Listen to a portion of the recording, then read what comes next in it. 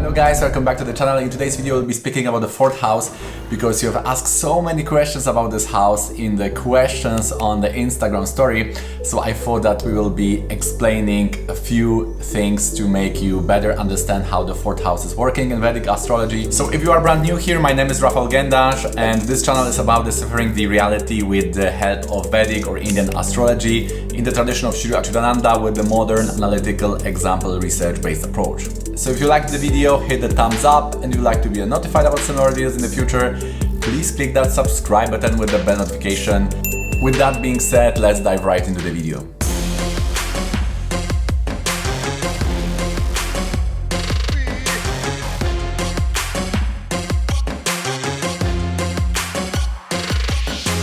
So when discussing the fourth house, we'll be talking about to which group it belongs. So this is the very important part of the Kendra houses. We will be talking also about the Parashara meanings of the fourth house and also the general traditional meanings of the fourth house. And we will be discussing a little bit about the planets which can be placed in the fourth house. So the first important thing about fourth house is that it shows the support and foundation, and it's also the automatic blessing. And this is because this is the Kendra. So all Kendra have these features. And we also know that the Kendra are about the ayana.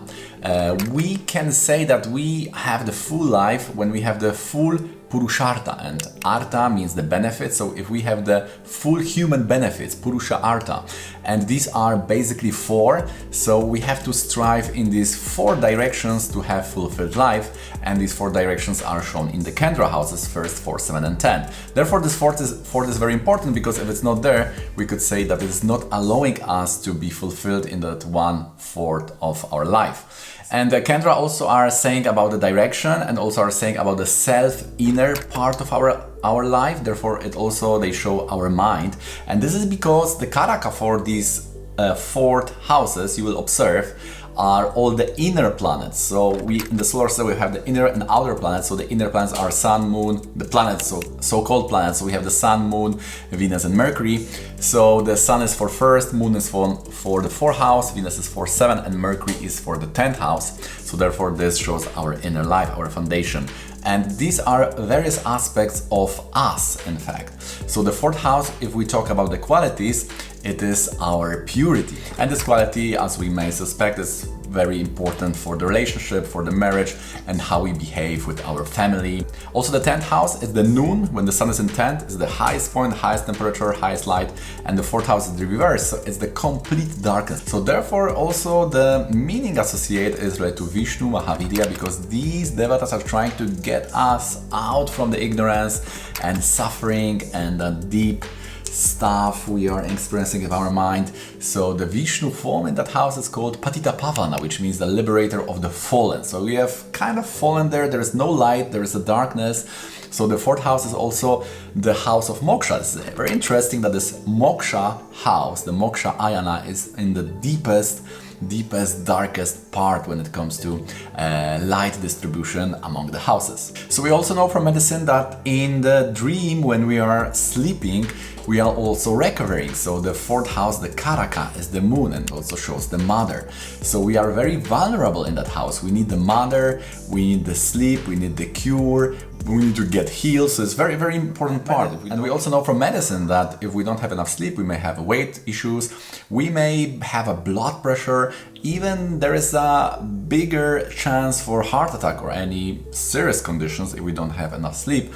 So that fourth house, the 12th house, these both are very important for sleep. So if we talk about the characteristics of the fourth house, we always can take the karak of the house, so that is the moon. If we want to understand the house, we always should take the karak of the house, which is the moon here.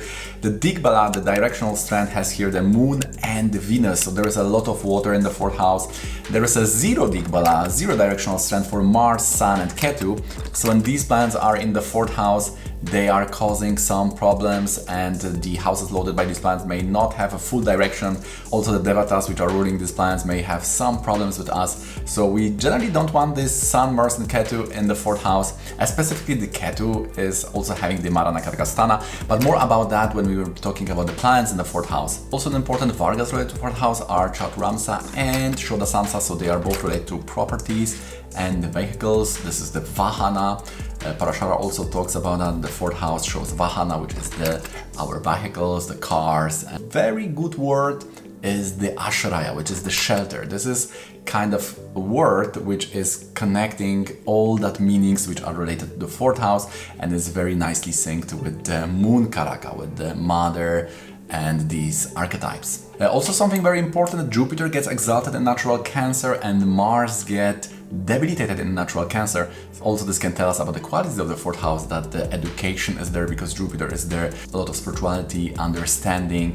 So all this house, all these educational institutions which are also in the fourth house, especially in the beginning of education, they are providing us with the possibilities to be educated. Also it shows that we need the peace of mind, that strength, the inner strength which comes from the peace of mind for the spirituality, for the education, and the Mars which brings that anger and impatience and that irritation is not welcomed in the fourth house. These energies are a bit different. This house is also showing a nose, so it may show something related to how we are sensing the surroundings. So the 12th house will be showing the smelling, the 4th house is about the nose. It is the same, like the 2nd is showing eyes, and the 10th is showing the sight, the 3rd house is showing the ears, the 11th is showing our listening ability. Okay, so now going to the Parashara. What is Parashara telling about the 4th house? We have here the Vahana, which is the vehicles, we have the Bandhu, which is the relatives, we have the Matr, which is the mother and also the maids, and also we have Saukhadi, which is the happiness and care we get. We have also the Kanya, which is here the perfumes, Nidhi, which are the treasures, KSetra, which is the property, and the Grha is the house. So these are the general indication. As I said, the nice word which can encompass all this meaning is the word ashraya, which is the shelter. So when we are talking about the education, we have to understand that the mother is our first teacher, and it's also happening this at the house. Normally when the child is born in India, we also have the first guru, we have the astrologer, also mother providing the first education.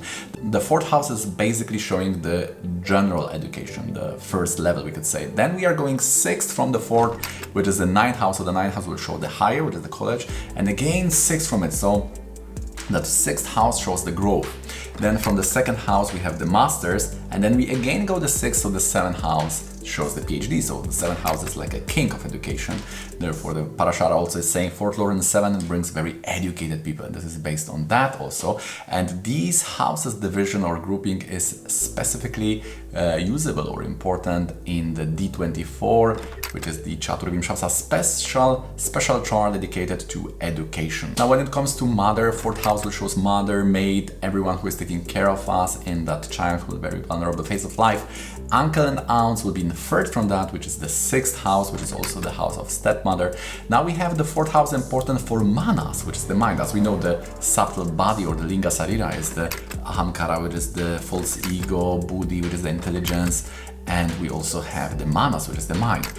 So when we talk about the mind, there are 3 houses in together to be analyzed. The 4th house is the central one, which is showing our mind, and the malefics are there. It can show anxieties, but also we have to take into consideration the 3rd house, because the Parashara is saying that the 3rd is related to the Shikya, which is showing the bad thoughts, and also the 5th house is protecting our minds because it's called mantra, manasatraya, which is the protection of the mind. So the 5th house we have to doing the mantra to protect our mind, and the 3rd house is the loss of mind, because the 12th house is also showing some kind of loss. So this houses 3rd, 4th, and the 5th, they are analyzed as one group of houses to see how our chitta, how our consciousness, our inner peace, how our inner happiness, because we could call it default happiness, is there in our body. And therefore 4th house also shows the childhood, because if we have any trauma, if we don't have the proper emotional exchange in the childhood years by our care providers, this can cause in our future life some problems, because this can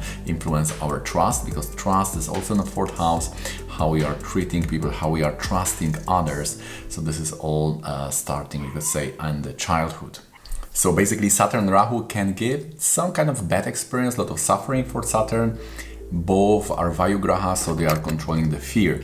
And good experience in childhood will be caused by benefits. Also may show to some extent how is our family. So exalted planet or exalted lord may show the very influential family. This can also be confirmed by the Navamsha Lagna. And generally we can say that the world childhood is the Kendra, the 5th house will show the middle life, and the 9th house will show more the last life. 7th house is also the conception Lagna, the Udaya Lagna. The 1st house is how we are delivered to this world, and the 4th house is our childhood state. When we talk about the healing and medicine, it's also 3 houses. So the 1st house which shows how we are generally taking care of ourselves. This is similar to the moon placement in the horoscope. So if we have moon in 8 and 12, we may ignore the health, which is quite problematic. Then we have 8, which is showing how we are fighting with the disease. There may be some flush outs, some fevers. And in the 12th house, we are going to hospital if the both houses fail. And we are going in the hands of the experts, which are in the 12th house. 12th house will also show us that recuperating phase of our healing, how we are basically sleeping. It's a kind of sleeping. We are not active because the Lagna is being active, being aware, being ready. We could say Lagna is being ready, starting something. And the 12th house is the delay of that or loss of that. So in the 12th house, we are like preparing. So we are preparing to be healthy, preparing to be ready. And therefore the sleep and also the hospitals, which is the natural zodiac, the hospitals we know, it's loaded by Pisces. So therefore these 2 houses are connected. And of course we are also having the 4th house, the luxuries, which are controlled by the Venus, because the Venus has also directional strength in the 4th house. So it brings us also the happiness. So this can be a little bit enslaving part of the 4th house, this part of Venus. So moon is making us happy, the sattvic type of happiness, but the Venus is giving us more the property. And the Mars and Ketu shows that part of property which is bringing us shelter, but the Venus is showing the inner type of the aesthetics, we could say, what is in the property. So also the cars, the beauty, everything which we are also our property, everything we have, our resources. This is also 4th house. And because it's Venus, and now Venus can enslave us. Venus can bring that addiction, that rajas, that expansion, that material enjoyment in the senses. So it's bringing that kind of unrest for the moon. So the moon is showing the peace, but the Venus, too much luxuries, too much expansion, all these material objects can also bring, can disturb that peace of the moon. And also the 4th house shows timing. So for example, you have malefics in the 4th house, let's say in the Dashamsa, in the chart of work, then you may have irregular hours, you may have stress, you may have some timing issues when it comes to career life. Basically irregular hours if it's in the Dashamsa. Also important, 4th house is a part of Kapata yoga. Kapata means cheated. So if you have 4th house malefic, you are prone to cheating. You can be, especially if you have Rahu, Atma Karaka, and if you have Lagna also by malefics, then you may be also cheating others. This may be either circumstantial because of your work or any other type of getting involved, being pulled towards such situation, or you may have traits like that. You may have weaknesses like that. That would depend. We have to check with Navamsha. But if the Lagna and 4th have malefics, then the person may get cheated, but also may be prone to be a little bit untruthful to the world. So one has to be careful if this situation is there to avoid any bad karma. Okay, so we know that Sun having 0 digbala, Sun in 4 may also show some kind of sexual weaknesses. The Moon is bringing the digbala, a lot of strength is coming from the Hanuman blessings. The Mars is can bring some educational problem because person is too practical, wants to work straight away. Mercury is the Marana, karakas, don't want to study, don't want to sit in one place, want to finish the education very early. Jupiter is bringing the big blessings for the family. Saturn brings a suffering in the childhood. One may be expelled from the house, especially if retrograde. One have to escape, like Shri Ram had the Saturn retrograde in the 4th house. The Rahu, as I said, can bring this Kapata yoga. One may have problems with the trust, basically. One may also be cheated. One may also have a lot of foreign residences, a lot of foreign houses. One may also have a lot of foreign bandhus, a lot of foreign friends, we could say. So the house, one, for example, can go to a school which is very much international or something like that. So in the childhood, one is exposed to a lot of foreign influences, and this may later on also influence the chitta, the consciousness, how one is seeing the world, because the 4th house is also showing the Vasudeva Kutumbakam, the whole world as a family. And the Ketu, of course, brings the Marana, karakas, sthana, this is not a good placement and may also be a little bit problematic for the mother, because Ketu and Moon have a problem. It can be problematic for relationships because Ketu and Venus also not the best, but Ketu and 4th may be better for apartments and things like that. This is when the Ketu shines. Hopefully this is of value for you. That's gonna be it for me. I hope you find this interesting and informative. If you did, make sure to hit the thumb up, subscribe for more, and see you in the next one.